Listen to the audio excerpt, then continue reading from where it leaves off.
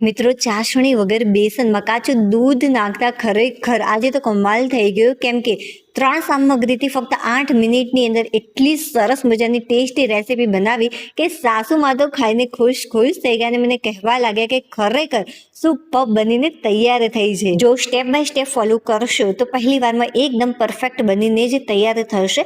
તો આ માટે સૌથી પહેલા 1 વાટકી જેટલો લઈ લઈશું ચણાનો લોટ. હજુ પણ આપણે લઈશું, બટ અત્યારે આને ચાળી લેવાનો છે. મિત્રો ચાળવું ખૂબ જ જરૂરી છે. જો ચાળશો તો બિલકુલ પણ ગાંઠો નહીં પડે. જુઓ, જે ગાંઠો છે એ ચારણીની ઉપર આવી ગઈ છે. હવે ફરીથી આની અંદર આપણે બીજી વાટકી ભરીને ચણાનો લોટ લઈ લઈશું. ટોટલ 2 વાટકી જેટલો મેં ચણાનો લોટ લીધો છે અહીંયા. આને પણ આપણે સારી રીતે ચાળી લઈશું. જો ચણાના લોટની જ્યાં ગાંઠો છે ચમચીની મદદથી આપણે દૂર કરીશું કે જેથી જ્યાં ચણાનો લોટ છે વેસ્ટ ન જાય. અને આ રીતે થોડું પ્રેસ કરશો અને થોડું ચાળી લેશો તો બધો ચણાનો લોટ આની અંદર આવી જશે. જો બધો જ ચણાનો લોટ સારી રીતે મેં ચાળી લીધો છે આ રીતે. મિત્રો અત્યારે મેં ચણાના ઝીણા લોટનો ઉપયોગ કર્યો છે. તમે આની જગ્યાએ કકરા લોટનો પણ ઉપયોગ કરી શકો છો. તેનાથી પણ રેસીપી બેસ્ટ બનીને તૈયાર જ થશે. જે આપણે નોર્મલી મોહનથાળ બનાવવા માટે ઉપયોગમાં લેતા હોઈએ છીએ એનો પણ ઉપયોગ અહીંયા કરી શકાય છે. હવે મિત્રો જે વાટકીની મદદથી તમે ચણાનો લોટ લીધો હોય બસ એ જ વાટકીની મદદથી તમારે દૂધ લેવાનું. એકી સાથે બધું જ દૂધ એડ નથી કરી દેવાનું. આ રીતે આપણે થોડું કરીને દૂધ એડ કરતા જઈશું અને સારી રીતે આને મિક્સ કરતા જઈશું, જેનાથી આની અંદર બિલકુલ પણ ગાંઠો નહીં પડે. જો તમે લોટને પહેલેથી ચાળેલો હશે તો બિલકુલ પણ ગાંઠો નથી પડતી. એકદમ ઇઝીલી એકદમ સ્મૂથ આ લોટ બનીને તૈયાર થશે. જે આપણે ખીરું તૈયાર કરવાનું છે એ જો બધું જ દૂધ મેં આની અંદર ઉમેરી દીધું છે. જો 2 વાટકી જેટલો ચણાનો લોટ હોય મિત્રો તો તેની સામે 1 વાટકી જેટલું દૂધ પરફેક્ટ માપ છે. જો 2-3 ચમચી જેટલું વધારે કે ઓછું પડી જશે તો એનાથી કંઈ જ ફરક નહીં પડે. બરાબર, જે તમારી રેસીપી છે એ પહેલી વારમાં એકદમ પરફેક્ટ બનીને જ તૈયાર થશે. જો દૂધ વધારે હશે તો થોડોક ટાઈમ વધારે લાગશે અને ઓછું હશે, બહુ જ ઓછું પણ નથી ઉમેરવાનું, નહીં તો જે આપણી રેસીપી છે થોડી કાચી રહી જશે. એટલા માટે જો આ ટાઈપનું જે ખીરું છે એકદમ પરફેક્ટ છે આની થિકનેસ. મિત્રો તમને પસંદ હોય તો તમે આની અંદર થોડુંક ફૂડ કલર એડ કરી શકો છો, નહીં તો તમે ડાયરેક્ટ પણ આને તૈયાર કરી શકો છો. અત્યારે હું થોડોક ફૂડ કલર આની અંદર ઉમેરી રહી છું, તો બહુ વધારે એડ નથી કરતી. 5 ચમચી જેટલો મેં ફૂડ કલર લીધો અને 1 થી 2 ચમચી જેટલું દૂધ લઈ લીધું. સારી રીતે મિક્સ કરી લીધું અને ત્યારબાદ આપણે આ ખીરાની અંદર ઉમેરી દઈશું. હવે બસ આને સારી રીતે એકવાર મિક્સ કરી દેવાનું છે. જો હું તમને ફરીથી આની થિકનેસ બતાવી દઉં, એકદમ પરફેક્ટ આની થિકનેસ તૈયાર થઈ છે. જો આ ટાઈપનું તમારે સ્મૂથ રાખવાનું છે. ચાલો હવે ઢાંકણ ઢાંકી આને થોડી વાર માટે સાઈડમાં મૂકી દઈશું. ત્યાં સુધી આપણે આગળની પ્રોસેસ કરી લઈએ. તો જે વાટકીની મદદથી તમે ચણાનો લોટ લીધો હોય, દૂધ લીધું હોય, બસ એ જ વાટકી ભરીને આપણે 1 વાટકી જેટલી લઈ લઈશું આખી ખાંડ. જો તમારે ખાંડ કે ગોળનો ઉપયોગ ન કરવો હોય તો મિશ્રીનો પણ ઉપયોગ અહીંયા કરી શકો છો. હવે 4 થી 5 જેટલા ઇલાયચીના દાણા એડ કરી દઈશું અને બસ આને સારી રીતે ક્રશ કરી દઈશું. અને હા, આ રીતે ડાયરેક્ટ આખી ઇલાયચી એડ નથી કરવાની. આ રીતે દાણા કાઢીને જ તમારે આને ક્રશ કરવાની. તો ઘણીવાર જે છાલ છે ઇલાયચીના દાણા ઉપરની એ આની અંદર રહી જતી હોય છે અને ખાવામાં આવે છે, તેથી ટેસ્ટ સારો નથી લાગતો. એટલા માટે બને ત્યાં સુધી તમારે આ રીતે કરવાનું, દાણા કાઢીને ક્રશ કરવાની. આને જુઓ, સરસ મજાનો ફાઇન પાવડર મેં આનો તૈયાર કરી દીધો છે. ચાલો હવે આપણે આગળની પ્રોસેસ જોઈ લઈએ. હવે લઈ લઈશું કોઈ પણ એક આ ટાઈપનો ડબ્બો અથવા પ્લેટનો પણ ઉપયોગ તમે કરી શકો છો. ઘીની મદદથી તમારે આને ગ્રીસ કરી લેવાનો છે. 5 મિનિટ માટે જે આ ખીરું છે એને મેં સાઈડમાં મૂકી દીધું હતું. ચાલો હવે આપણે એકવાર આને સારી રીતે ફેટી લઈશું. હવે આપણે આગળની પ્રોસેસ કરી લઈએ. તો આ માટે મિત્રો મેં 1/2 વાટકી જેટલું લીધું છે ઘી. જો શરૂઆતમાં ઘી તમે ઓછું લેશો તો પણ કંઈ ફરક નહીં પડે. તમે પાછળથી પણ ઘી ઉમેરી શકો છો આની અંદર, એટલા માટે બહુ વધારે ઉમેરવાની જરૂરિયાત નથી. હવે જે બેટર આપણે તૈયાર કરીને રાખ્યું તો એ ઘીની અંદર ડાયરેક્ટ આપણે ઉમેરી દઈશું. ઘીને મેં ગરમ નથી કરવા મૂક્યું, મતલબ કે હજુ ગેસ મેં ચાલુ નથી કર્યો. બધું જ બેસનનું ખીરું આપણે આની અંદર ઉમેરી દઈશું અને ત્યારબાદ જ ગેસની ફ્લેમ આપણે ચાલુ કરી દઈશું. મેં બધું ખીરું આની અંદર ઉમેરી દીધું. હવે આપણે ગેસ ચાલુ કરી દઈશું. શરૂઆતમાં જે ગેસની ફ્લેમ છે આપણે મીડિયમ રાખીશું, બહુ ફાસ્ટ પણ નહીં અને બહુ સ્લો પણ નથી રાખવાની. ફક્ત 1/2 મિનિટ માટે જે ગેસની ફ્લેમ છે આપણે મીડિયમ રાખીશું અને મીડિયમ ફ્લેમ ઉપર સતત આ રીતે આને મિક્સ કરવાનું.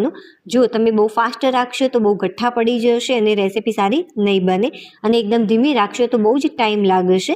એટલા માટે 1/2 મિનિટ ગેસની ફ્લેમ ફાસ્ટ રાખવાથી ઝડપથી જે નોનસ્ટિક પેન છે ગરમ થઈ જશે. જો નોનસ્ટિક પેન ન હોય તો તમે કોઈ પણ કઢાઈ કે તપેલીની અંદર તમે તૈયાર કરી શકો છો.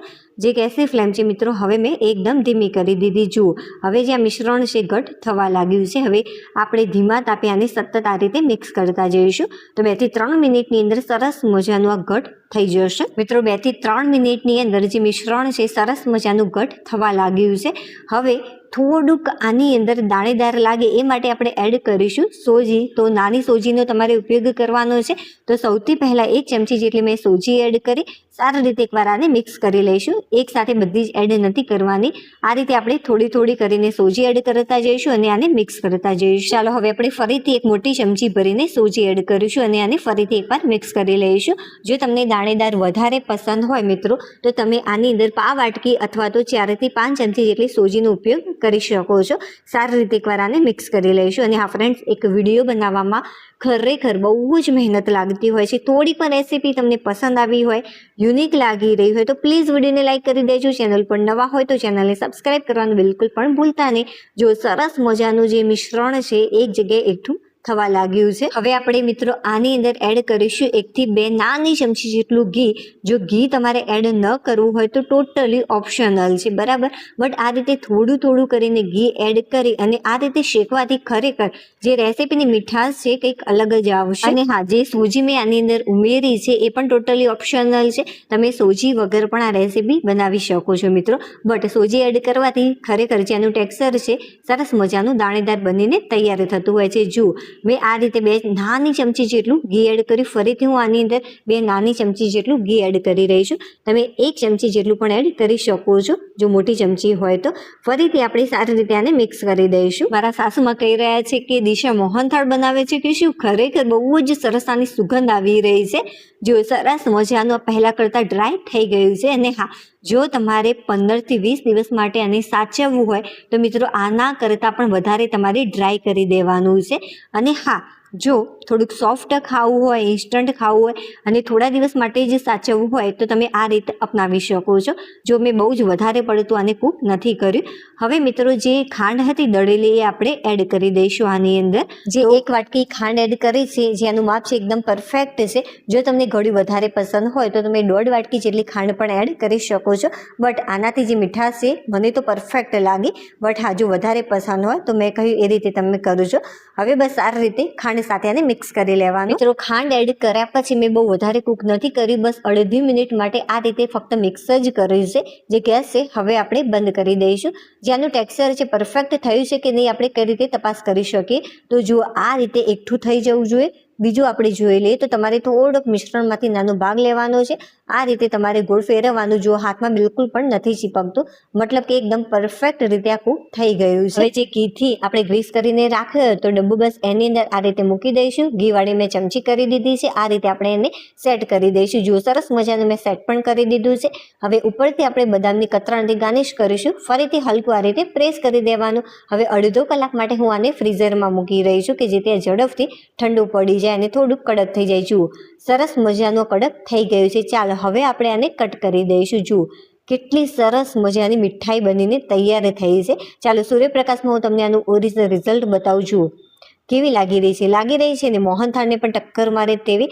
ચાલો ભાઈ તોડીને બતાવું. જુઓ આનું અંદરથી ટેક્સચર કેટલું સરસ મજાનું સુપર સોફ્ટ બનીને તૈયાર થયું છે. મારા મોઢામાં તો પાણી આવી ગયું. ચાલો ભાઈ ફટાફટ આનું ટેસ્ટ કરી લો. વાવ, ખરેખર સુપર બનીને તૈયાર થઈ છે. ચાલો હવે આપણે ફરીથી મળીશું એક નવી ટેસ્ટી અને હેલ્ધી રેસીપી સાથે. ત્યાં સુધી બાય.